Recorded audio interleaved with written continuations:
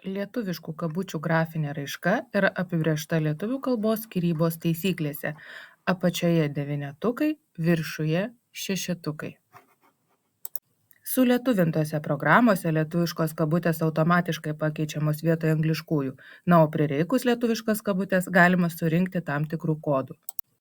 Klaviatūroje yra du alt klavišai šalia tarpo klavišo dešinys ir kairys. Norėdami suvesti lietuviškų kabučių kodą naudosime kairįjį alt klavišą ir jį laikysime nuspaudę, suvesdami skaitmeninį kodą. Laikydami nuspaustą kairinį alt klavišą suvedame skaičių kodą 0132.